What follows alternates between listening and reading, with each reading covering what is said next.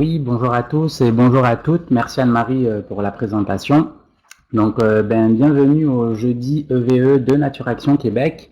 Donc, vous allez aujourd'hui assister au tout premier webinaire d'une série de 10 webinaires qui vont vous permettre de vous guider et de vous accompagner dans vos projets de lutte contre les espèces végétales exotiques envahissantes.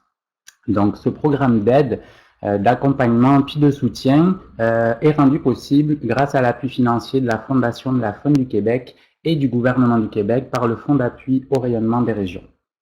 Donc là, comme vous pouvez le voir, vous avez dû recevoir l'information des différents webinaires que nous proposons dans ce programme. Si ce n'est pas le cas, n'hésitez pas à nous contacter, puis on vous fera parvenir cette liste. Donc, c'est une série de 10 webinaires, comme je vous disais, qui seront comme une suite logique et complémentaire pour vous fournir le maximum de connaissances qui sont nécessaires quand vous voudrez entreprendre ou mener des projets de lutte contre les espèces végétales exotiques envahissantes. Donc, vous aurez l'occasion dans ce programme de participer à des sujets variés comme comment encourager la participation citoyenne pour détecter les EVE dans le webinaire numéro 2, comment prévenir la dispersion des EVE dans vos espaces verts lorsque vous envisagez d'effectuer des travaux publics, ça ce sera dans le webinaire numéro 3. Vous pourrez également savoir comment planifier vos interventions dans le webinaire numéro 4. Vous aurez des exemples d'intervention dans le 5e et le 6e webinaire. Le 8e et le 9e webinaire, ce sera une présentation en fait de diverses luttes, de diverses méthodes de lutte qui sont possibles pour vos espaces verts et vos milieux naturels. Donc, qu'est-ce que j'oublie? Non, si vous avez des questions, n'hésitez pas à nous poser toutes vos questions pendant ce webinaire-là. Puis si ce n'est pas des questions qui sont en lien avec le sujet, en fait, on les prendra en considération, puis on les intégrera dans nos prochaines présentations. Donc, ces webinaires-là seront présentés par plusieurs intervenants. Il y aura par exemple Alexandrine Larson-Dupuis qui est chargée de projet adjointe chez Nature Action Québec, puis Claude Lavoie qui est professeur à l'Université Laval. Juste avant de commencer, je voudrais rajouter une petite chose, c'est que ces webinaires sont là pour vous guider et vous accompagner, mais chaque espace vert et chaque milieu naturel est unique. Ça fait que chaque intervention doit toujours prendre la validation d'experts ou d'expertes avant d'entamer des travaux de lutte aux EVE. Donc, je vais rapidement vous présenter qui sommes-nous, qui est Nature Action Québec. Donc, Nature Action Québec, c'est une entreprise d'économie sociale à but non lucratif qui a été fondée en 1986. Sa mission, c'est de guider les personnes et les organisations dans l'application des meilleures pratiques environnementales. Donc, aujourd'hui, Nature Action Québec réalise plus de 350 projets par année et fait affaire avec plus de 100 municipalités. Il faut quand même souligner que nous ne sommes pas un organisme de pression politique, mais juste un organisme de conservation. Donc, nous allons commencer notre premier webinaire. Identifier les EVE présentes, leurs menaces et leurs voies de propagation. Donc, il va y avoir deux principaux objectifs pour cette présentation. Le premier objectif, ça va être de vous faire prendre conscience de l'impact que peuvent avoir les espèces végétales exotiques envahissantes sur votre territoire, mais principalement, en fait, dans vos espaces verts et vos milieux naturels. Le second objectif, ça va être de vous outiller pour savoir comment identifier les éventuelles EVE présentes à l'intérieur ou proches de vos espaces verts et milieux naturels, pour justement prévenir et anticiper une éventuelle propagation. Donc, pour cela, cette présentation va être divisée en 4 grandes parties. La première partie, je vais vous donner quelques définitions d'une espèce végétale exotique envahissante nuisible. Dans une seconde partie, je vous présenterai quelles sont les menaces potentielles d'une invasion par les espèces végétales exotiques envahissantes et quelles peuvent être leurs conséquences économiques pour une municipalité. Dans la troisième partie, je vous parlerai des voies de propagation et des bonnes pratiques que vous pourrez mettre en place pour ne pas aggraver finalement l'expansion des EVE dans vos parcs et vos milieux naturels. Puis la quatrième partie, ce sera des exemples d'identification des principales espèces végétales exotiques envahissantes terrestres en Montérégie. Donc voilà. Bon, ben, ok, c'est ça. On va passer à la première partie. Donc, définir et identifier une VE nuisible. Donc, quelques petites définitions. Donc, une plante, elle va être soit indigène, soit exotique. Donc, on définit une plante indigène comme étant une espèce qui évolue dans son aire naturelle de répartition. À l'inverse, une plante exotique, elle se définit finalement comme étant une espèce qui se trouve en dehors de son aire de répartition naturelle et notamment due aux activités humaines. Donc, une espèce exotique envahissante peut se définir comme une étant une espèce introduite de façon naturelle ou volontaire. Donc, volontaire, je pense par exemple à l'horticulture, à l'agriculture, et de façon naturelle par le biais des animaux. Donc, je vais vous présenter, est-ce que ça passe? Okay. Une liste de quelques critères en fait qui caractérisent la réussite d'une plante exotique envahissante. Donc, comme vous pouvez le constater là, il y a beaucoup de critères, puis souvent ces critères sont complémentaires. Donc, une plante envahissante va se caractériser par une croissance rapide, une facilité à capter les nutriments dans le sol. Donc, je vous donnerai des exemples un peu plus tard dans le webinaire quand je vais parler de leurs menaces. Par une propagation végétative rapide, une longue floraison comparée à la flore indigène, une production de beaucoup de graines. Puis, quand les espèces végétales exotiques envahissantes arrivent dans un nouveau territoire, ben, souvent ils arrivent sans leur ennemi naturel. Donc, je reviens rapidement sur le petit schéma pour terminer les définitions. Donc là, on a défini qu'est-ce qu'une espèce ou une plante exotique envahissante, mais comme vous pouvez le constater, on n'en est pas encore rendu à qualifier cette plante envahissante de nuisible. Pour qu'elle soit nuisible, cette espèce envahissante, ben, il faut qu'elle ait des impacts dans des secteurs bien spécifiques comme la santé humaine, l'environnement ou l'économie. Mais là, on va en parler finalement dans la deuxième partie de ce webinaire des conséquences. Donc, une espèce exotique n'est pas toujours nuisible, puis une espèce indigène, à l'inverse, elle peut être nuisible. Donc, quelques chiffres. Donc, au Québec, on estime qu'il y a environ 3046 espèces de plantes vasculaires. Donc, selon Claude Lavoie, environ 23% de ces plantes présentes dans les provinces du Canada seraient des plantes exotiques envahissantes, c'est-à-dire qu'elles arrivent à coloniser rapidement de nouveaux sites et ça engendre des populations denses sur une grande superficie du sol.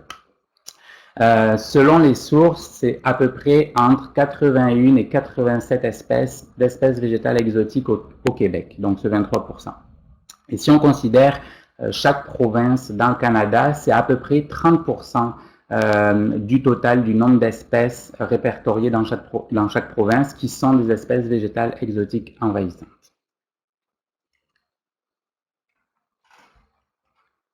Donc ici, c'est quelques exemples d'espèces exotiques envahissantes qui sont présentes puis problématiques, surtout en Montérégie. Il serait difficile en si peu de temps en fait que je vous présente toutes les EVE présentes en Montérégie, mais j'en ai sélectionné 6 qui sont de plus en plus présentes au Québec puis en Montérégie. Donc, je ne vais pas tellement parler des EVE aquatiques dans ce webinaire, mais il ne faut pas les oublier. Là, je pense par exemple à la Myriophylla la grenouillette et la châtaigne d'eau. Il faut apporter beaucoup d'attention à ces espèces-là qui sont vraiment problématiques dans les lacs de village. Donc, je vais passer. Donc, on va passer à la seconde partie de ce webinaire. Je vais vous expliquer pourquoi ces espèces peuvent être problématiques pour vos espaces verts et milieux naturels. Donc, je vais vous présenter les différents secteurs. On va parler de l'impact sur la biodiversité, la santé, l'agriculture, la valeur des propriétés et des infrastructures, puis des loisirs. Donc, on va commencer par la biodiversité.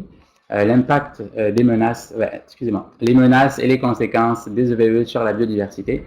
Donc, la cause qui est la plus énoncée, c'est l'impact que peut provoquer un envahissement de plantes exotiques sur la flore indigène. Donc, que ce soit le nerf brun, la renouée du Japon, le phragmite, puis toutes les autres, en fait, leur invasion va limiter l'apport de lumière sur la flore indigène, ce qui va avoir un impact sur leur croissance, puis même leur survie. Donc, alors, c'est pourquoi la diversité de la flore indigène, souvent, est en grande diminution dans les territoires envahis, puis les zones envahies par les EVE. Donc, en plus d'avoir un effet sur les ressources lumineuses pour la flore indigène, les espèces végétales exotiques envahissantes vont capter aussi plus facilement les ressources dans le sol. Si vous prenez l'exemple de la lierre officinale, par exemple, cette espèce, elle dégage une toxine dans le sol qui va tuer les champignons mycorhiziens des autres plantes indigènes.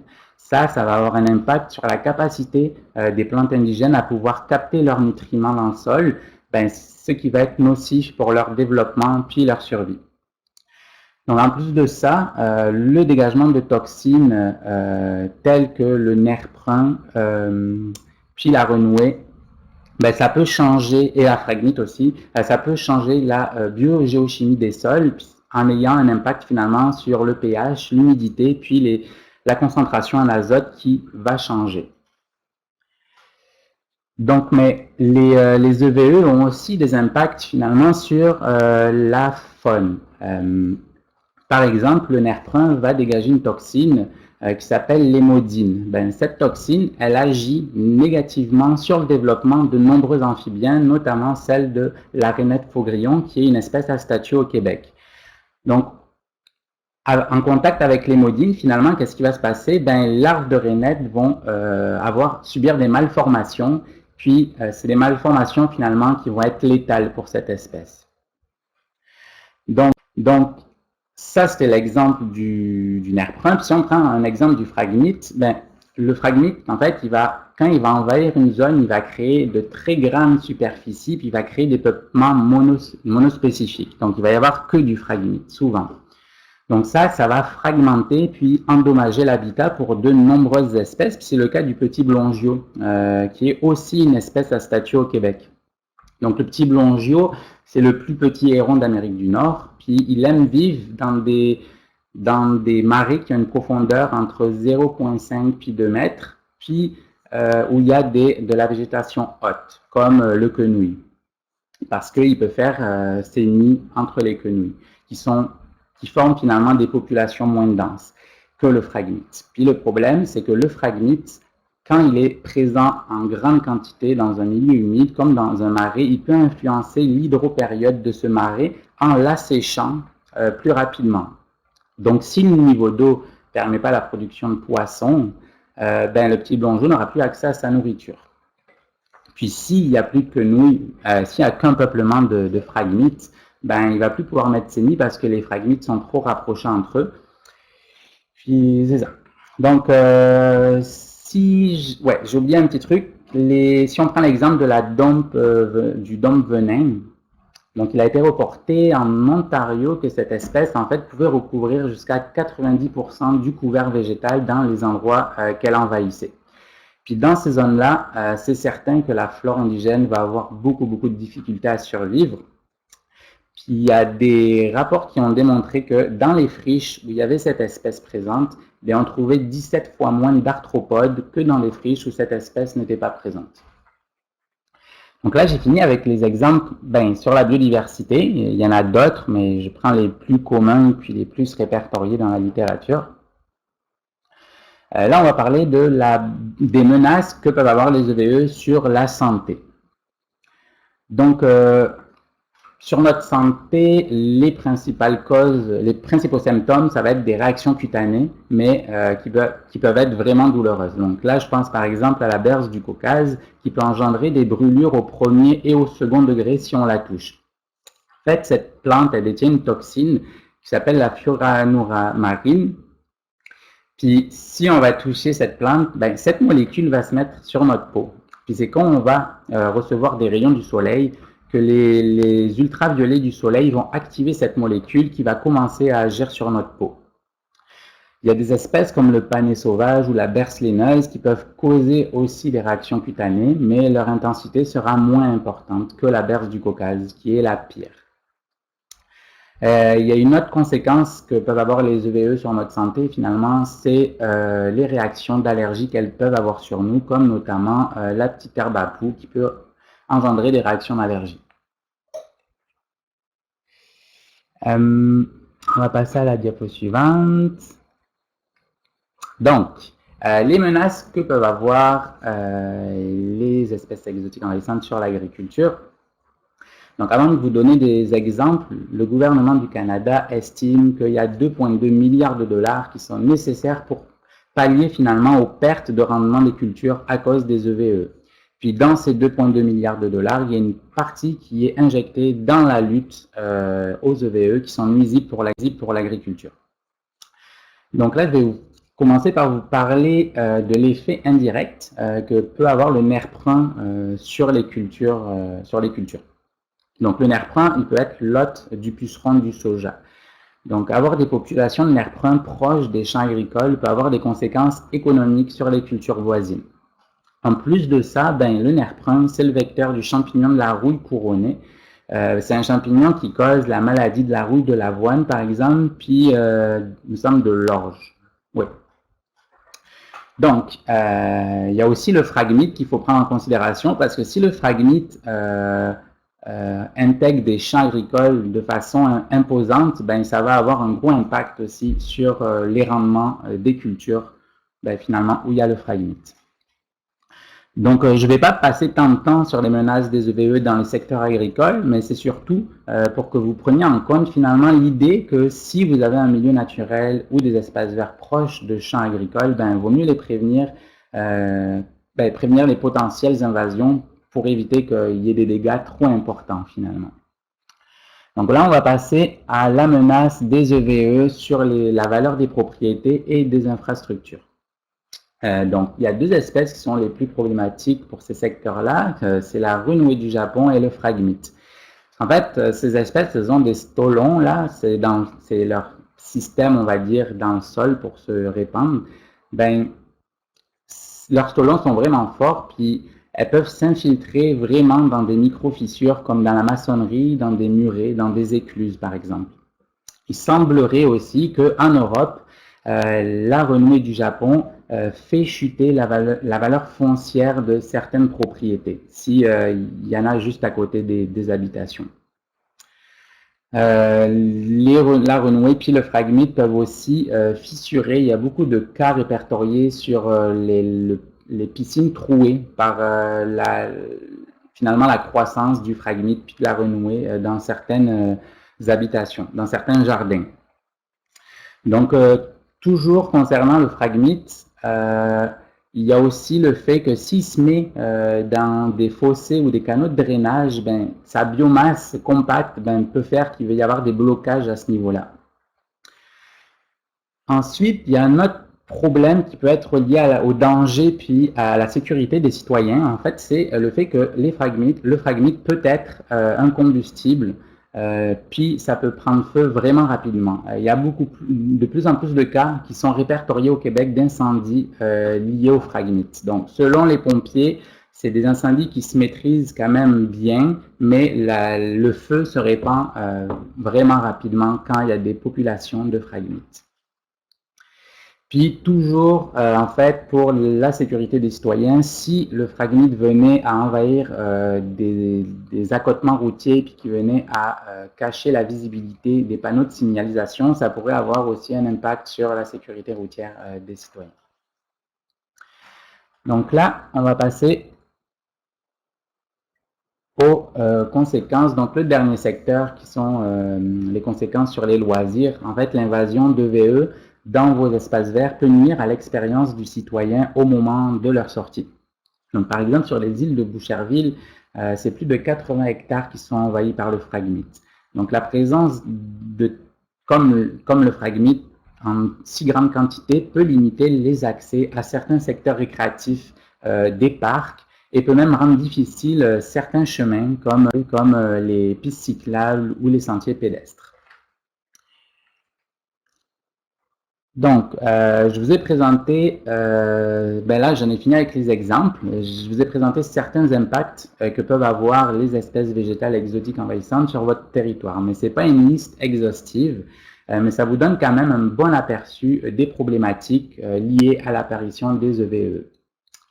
Donc, il y a le Centre des espèces invasives de l'Ontario qui fait des études chaque année pour évaluer les coûts qui sont associés aux espèces exotiques envahissantes. Il a été estimé dernièrement que c'est plus de 40 millions de dollars qui sont dépensés pour lutter contre les espèces végétales exotiques envahissantes en Ontario. Si on divise ce chiffre pour chacune des municipalités de l'Ontario, ben ça fait que chaque municipalité va devoir débourser plus de 380 000 dollars par année en Ontario. Puis dans ce chiffre-là, finalement, il y a 7% de cette somme qui va aller à la détection des EVE, 9% à la prévention, puis 84% qui va partir dans le contrôle direct dans la lutte contre les espèces végétales exotiques envahissantes. Donc, on va passer à la troisième partie, qui est une présentation finalement de leurs moyens de dispersion et de propagation. Donc, dans un premier temps, nous allons voir comment les espèces végétales exotiques envahissantes peuvent entrer sur votre territoire, puis ensuite, je vous montrerai comment ces espèces peuvent se propager. En fait, l'idée là, c'est que ça va vous permettre de cibler des zones qui sont potentiellement sensibles à un éventuel envahissement de plantes envahissantes dans vos espaces verts puis vos milieux naturels. Donc, je vais commencer, je ne vais pas commencer par les modes de reproduction, je me suis un peu trompé, j'ai juste inversé quelques points, mais on va commencer par les voies de dispersion, puis finalement les voies d'entrée sur votre territoire. Donc, comment elles peuvent rentrer? Ben, en fait, il y a plusieurs réponses à cette question. L'une des principales causes de l'arrivée des EVE, c'est celle associée à l'horticulture. Quand on veut faire des plantations, il est très important d'utiliser des plantes qui n'ont pas un potentiel d'envahissement. Donc, si vous voulez acheter des plantes exotiques, il faut s'assurer de ne pas choisir des plantes qui sont envahissantes. Comme la renouée, par exemple, j'espère vraiment qu'elle n'est pas encore vendue dans des pépinières, mais elle est devenue hors de contrôle des jardins dans lesquels elle avait été plantée, justement pour son côté esthétique puis ornemental. Puis aujourd'hui, elle devient hors de contrôle, puis elle envahit vraiment beaucoup de secteurs. Donc, au niveau de vos espaces verts, il faut porter une attention particulière aussi sur les abords des voies de circulation, en fait, qui sont de très bons vecteurs de propagation des EVE. Et il faut aussi que vous soyez vigilant au niveau des canaux de drainage et des cours d'eau, parce que les graines, les fruits peuvent, justement par l'effet des courants d'eau, se répandre sur ces côtés-là. Puis dans une moindre mesure, il y a tous les sentiers linéaires tels que les pistes cyclables, les sentiers pédestres qui peuvent aussi être des vecteurs de propagation pour les EVE. Puis enfin, j'ai oublié de vous dire que quand vous avez de l'acheminement de remblai sur vos terres, assurez-vous que ce soit pas une terre contaminée, assurez-vous de savoir l'origine de cette terre parce que si ça provient d'une terre où il y a des petits bouts de rhizome de phragmites ou de renouée par exemple, il suffit de quelques centimètres, 2 centimètres, ça suffit pour créer une nouvelle colonie puis qu'une invasion commence. Donc maintenant, je vais vous présenter quelles sont les voies de propagation possibles. Je vais commencer par finalement les moyens de reproduction des EVE. Donc il y a deux parties là. Les EVE vont pouvoir se propager de façon naturelle, puis de façon assistée. Donc là, j'entends par l'être humain. Donc de façon naturelle, les plantes ont deux stratégies possibles. La première, c'est la reproduction sexuée. Par exemple, le nerf brun, il va se propager par l'intermédiaire de ses fruits. Il faut savoir qu'un seul individu de nerf brun peut créer jusqu'à 1200 fruits. Donc c'est vraiment beaucoup. Puis ces fruits vont tous tomber autour de l'arbuste qui va les faire tomber. Puis il y a 90% de ces fruits-là qui vont commencer à pousser. Donc c'est un gros succès pour le fruit des nerfs brun. Donc, il y a aussi le fait que ces fruits vont pouvoir être mangés par des oiseaux. Donc, les oiseaux vont aussi jouer un rôle de vecteur pour propager les espèces exotiques envahissantes qui font des fruits. Si on prend l'exemple de la berce de Caucase, on peut aussi, elle peut aussi produire jusqu'à 1500 graines par individu. Donc ça aussi, c'est, comme je vous l'ai dit au début, c'est une des caractéristiques du succès d'envahissement d'une plante exotique envahissante. Puis les graines de la berce de Caucase sont facilitées par les facteurs éoliens, puis l'eau également. Elles peuvent se propager de cette façon-là. Donc, il y a d'autres végétaux, à l'inverse, qui ont la capacité de se cloner et de se propager par l'intermédiaire, j'en ai un peu parlé avant, mais de leur stolon puis de leur rhizome. Donc, c'est le cas du phragmite et de la renouée du Japon, qui en absence de compétition, finalement, s'il n'y a pas d'autres végétaux autour d'eux, ben, ça va être le champ libre pour eux, puis ils vont se propager vraiment, vraiment rapidement. Donc, par exemple, je vais vous donner un exemple de la réserve nationale de la faune du lac Saint-François à Montérégie. Il y a une étude qui a montré un modèle finalement que si le phragmite continue à se propager au même rythme que maintenant, là, que les dernières années, ben, la superficie de cette espèce du phragmite va être multipliée par 9 d'ici 2030 pour passer de 8 à 70 hectares de superficie envahie. Donc, il y a aussi un point, oui, il y a un point que je voulais aborder avec vous, c'est que vous avez des zones certainement, à Montérégie finalement, la grille du frêne est beaucoup présente. Puis ça fait qu'il y a beaucoup d'arbres qui vont mourir. Quand ces arbres vont mourir, ben, il y a des ouvertures, un apport en lumière qui va être fait sur le sol, puis les espèces qui vont en profiter en premier, ben, ça va être les espèces exotiques envahissantes, notamment le nerf brun, qui est très présent dans les freinés, où les arbres commencent à mourir. Puis d'ailleurs, au webinaire numéro 5 et 6, ça va être une approche de cette problématique-là, de l'invasion du nerf brun dans les freinés. Donc ensuite, il y a... excusez-moi. Voilà, des voies de propagation qui sont plus liées aux mauvaises pratiques qu'on peut avoir quand on fait des travaux d'aménagement ou des chantiers sur vos terrains, vos espaces verts, vos milieux naturels. Donc là, je pense par exemple au fauchage, à l'entretien des fossés, au nivelage des chemins, au remaniement des sols, aux travaux d'aménagement et aux travaux de construction.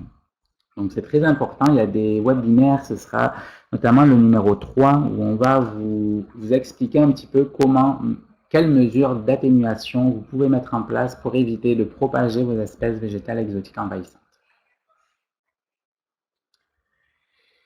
Donc,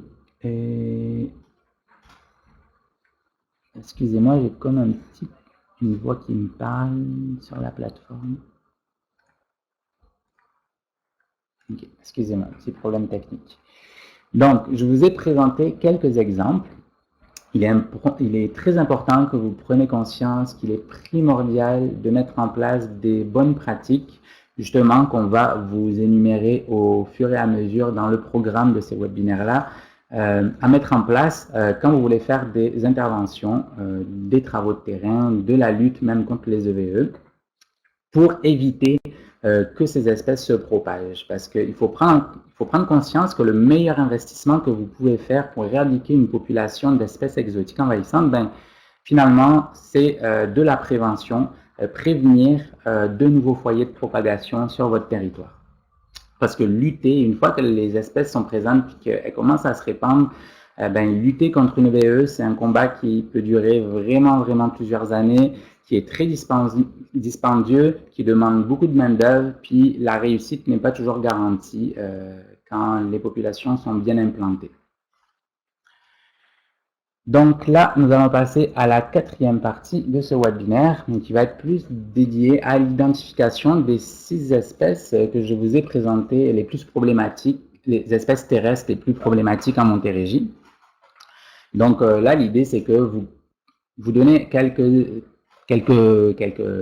outils pour pas se tromper quand vous allez faire des petites balades sur vos espaces verts dans vos territoires pour détecter le plus rapidement possible les espèces végétales exotiques envahissantes.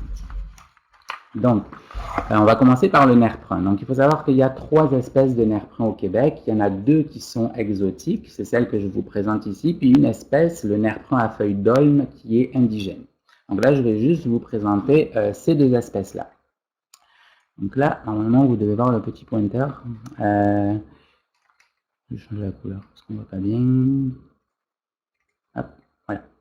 Donc, le nerf prun bourdaine et le nerf prun cathartique sont vraiment problématiques en Montérégie. Donc, le nerf prun bourdaine, lui, si on considère ses feuilles, il va avoir des feuilles qui vont avoir des côtés tout lisses, contrairement au nerf prun cathartique qui va avoir le bord de ses feuilles qui va être denté. On le voit peut-être mieux ici, là, c'est denté. Les feuilles du nerf prun cathartique aussi, du nerf prun bourdaine, ont comme une petite pointe au bout. Les fruits du nerf prun bourdaine vont passer du rouge au noir selon la saison, alors que les fruits du nerf prun cathartique sont noirs. Un autre petit critère qui est important, c'est qu'au bout des branches du nerf prun cathartique, vous avez des petits pics. Puis quand on fait de la lutte contre les EVE, ben, on se fait beaucoup piquer. Il y a aussi une autre petite caractéristique importante à prendre en considération, c'est la branche. Donc la branche du nerf prun bourdaine va avoir une coloration qui va être plus claire, de couleur rouge, rougeâtre, avec des lenticelles, donc c'est-à-dire plein de petits points. Mais le nerf prun cathartique, ces branches, elles vont être grises. Elles vont avoir des petits points qui s'appellent des lenticelles, mais elles vont être quand même grises. Donc là, finalement, c'est les critères les plus faciles pour identifier le nerf prun. Il faut juste faire attention. Ah oui, puis pardon, pour le nerf prun cathartique, il y a 4 nervures qui sont en forme d'arc et qui longent finalement la bordure de la feuille. D'accord? C'est aussi un critère important. Donc, il ne faut juste pas confondre. Des fois, on peut confondre les nerfs pruns avec des cerisiers, de l'aubépine ou des cornouillers.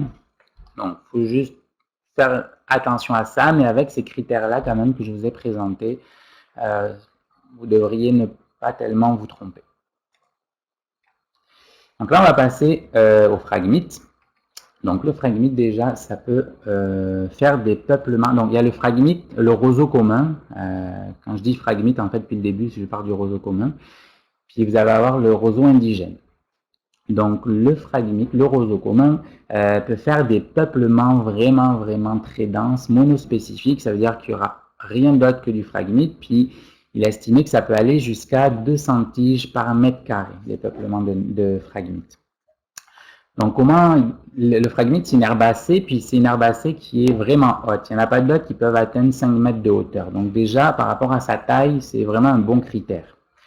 La tige du phragmite va être de couleur verte ou jaunâtre, alors que la tige du roseau commun, surtout à la base, mais elle va être plus rouge. Donc ça, c'est déjà 2 critères qui peuvent vous permettre de différencier les 2 espèces qui sont quand même confondables. Il y a aussi un autre critère, c'est le panache. Le panache du roseau commun est vraiment beaucoup plus volumineux que le panache du roseau indigène. Bon, on ne le voit pas très bien, en fait, je suis désolé sur ces photos-là, mais c'est ça. Il y a aussi autre chose qu'il faut considérer, c'est que pour une graminée, le phragmite vraiment a de très grosses feuilles. Il y a peu de graminées qui ont des feuilles aussi larges que le phragmite. Puis, si en hiver, vous voulez distinguer les 2 espèces, bien souvent, le phragmite va garder ses feuilles, ses tiges érigées en hiver. Donc, vous allez pouvoir déjà détecter ces populations en hiver, en toute saison finalement. Donc, on va passer à la 3e espèce. Oui, 3e espèce, c'est la berce du Caucase. Donc, il y a beaucoup de cas qui sont répertoriés. En fait, il y a beaucoup d'appels pour la berce du Caucase, mais 90% de ces appels en Montérégie, c'est pas pour la berce du Caucase, c'est pour d'autres espèces qui sont confondables avec elle, comme l'angélique ou le panais sauvage ou la berce commune. C'est pas que ces espèces ne sont pas nocives, mais c'est juste que leur impact sur la santé, comme je vous ai dit tantôt, ben, c'était moins important que la berce du Caucase. Donc la berce du Caucase, c'est caractéristique. Donc sa caractéristique principale, ben déjà, c'est sa forme. C'est comme une grosse tige érigée qui peut faire jusqu'à 40 cm de diamètre, puis qui est avec plein de poils dessus, puis plein de taches rouges. Donc là, on le voit qu'elle n'est pas gentille, cette plante-là. pour la santé. Puis elle fait des énormes feuilles finalement, notamment à la base. Ces feuilles peuvent faire jusqu'à 2 mètres. 2 mètres. Puis, contrairement à la berce laineuse, elle a des plus petites feuilles, puis elle a des poils sur ses nervures, contrairement à la berce du Caucase qui n'a pas de poils.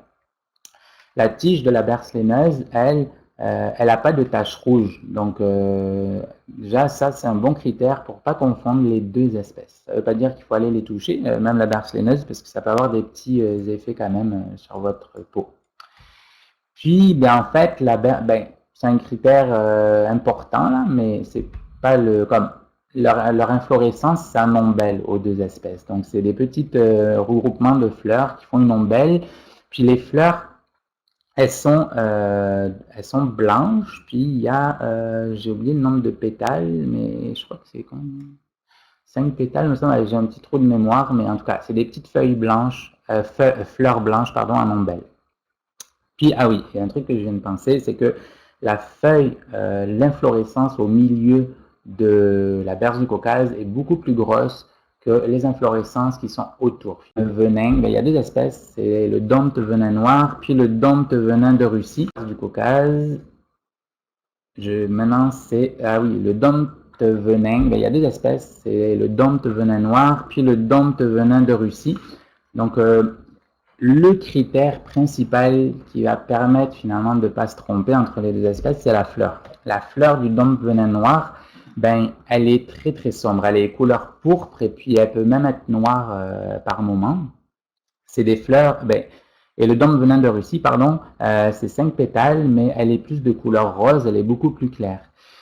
Puis, sinon, au niveau de leur reconnaissance, la feuille, c'est une feuille qui est longue, elle est allongée. Puis, les fleurs, finalement, se retrouvent à la base des feuilles. Donc, ici. Donc, c'est des espèces qui sont comme érigées, qui peuvent faire 2 mètres de hauteur, qui peuvent être grimpantes. Puis, leurs feuilles allongées, quand même, sont caractéristiques. Puis les fruits aussi, ça fait comme de la soie quand ça va être le moment des fruits. Bon, voilà, c'est juste ces deux espèces, en fait, ne sont pas tant confondables avec d'autres espèces, sauf entre elles, surtout au niveau de la... Ben, c'est ça, c'est les fleurs qui vont faire que vous allez pouvoir les différencier. Puis je vais terminer... Ah non, il reste 2 exemples encore, pardon. Donc là, c'est la renouée du Japon. Ben, la renouée du Japon, elle est quand même... Elle peut être confondue avec ces espèces proches. J'ai oublié les noms, je suis désolé, mais il y a comme 3 espèces de renouée. Mais c'est toujours globalement la même caractéristique, puis les impacts peuvent être les mêmes. Vous avez la forme de la feuille qui peut être en triangle. Vous avez une tige qui peut faire 3 mètres de haut, puis qui va être rougeâtre avec des taches. Ouais, c'est ça. Puis ça va former de grands bosquets de leur population finalement. Puis là, il y a je suis désolé encore du petit trou de mémoire que j'ai, il y a une partie à ce niveau de la tige qui est vraiment caractéristique de la renouée du Japon. Je vais retrouver le nom, puis je vais vous le communiquer un peu plus tard. Puis, la dernière espèce dont je vais vous parler, c'est la lierre officinale. Donc, la lierre officinale, elle est vraiment pas confondable avec d'autres espèces. La feuille est vraiment caractéristique. C'est une forme de triangle. Elle est vraiment dentée. Elle a des nervures qui se voient vraiment beaucoup. C'est une plante bisannuelle. Ça veut dire que la première année, cette plante, elle va juste faire une rosette sur le sol, puis que la deuxième année, vous allez avoir la tige qui va croître, puis les fleurs qui vont se mettre au bout. Donc la tige, elle est verte, puis elle a des poils à la base. La fleur peut être un moyen d'identification. Elle a 4 pétales, elle est blanche, puis c'est ça. Donc là, vous voyez quand même des peuplements d'invasion de la lierre officinale qui peut recouvrir de grandes surfaces du sol. Donc, je vous ai montré quelques exemples. Il y en a vraiment beaucoup plus. Puis surtout qu'il y a aussi des plantes aquatiques. Mais là, je vais vous guider sur quelques sites Premièrement, je vais vous parler, le livre de Claude Lavoie qui est sorti en 2019 est vraiment très complet pour identifier les principales espèces exotiques envahissantes nuisibles au Québec. Puis, il y a de bonnes identifications dedans. Vous avez aussi le site internet de Nature Action Québec. On a créé des fiches d'identification de plusieurs plantes exotiques envahissantes, notamment, mais aussi des espèces aquatiques. Prochainement, il va y avoir un nouveau site internet de Nature Action Québec où vous aurez une partie sur les EVE, puis des détails, puis des informations beaucoup plus complètes que celles qu'il y a pour le moment. Le gouvernement du Québec aussi a mis en place un Sentinelle. C'est une plateforme, donc je ne vais pas vous en parler trop parce que finalement, dans le deuxième webinaire, vous allez en entendre parler. Mais c'est une plateforme citoyenne où vous pouvez répertorier l'emplacement des espèces exotiques envahissantes dans votre territoire. C'est vraiment important de participer à ça parce que ça nous permet de suivre, tout le monde, tous les gens qui travaillent sur les EVE peuvent avoir un suivi régulier des espèces exotiques envahissantes. Vous avez quelques identifications sur Sentinelle, mais le gouvernement du Québec a aussi des fiches d'identification. Là, je pense beaucoup à la berce laineuse, à la berce du Caucase, puis des fiches complètes, puis plein de photos qui peuvent vous guider aussi dans l'identification de ces plantes-là. Puis enfin, il y a aussi le gouvernement de l'Ontario qui met en place beaucoup de moyens contre les espèces exotiques envahissantes. Puis leur site internet est vraiment très complet puis intéressant. Il y a beaucoup d'espèces qu'on retrouve au Québec qui se retrouvent en Ontario. Donc c'est aussi un site que je vous conseille.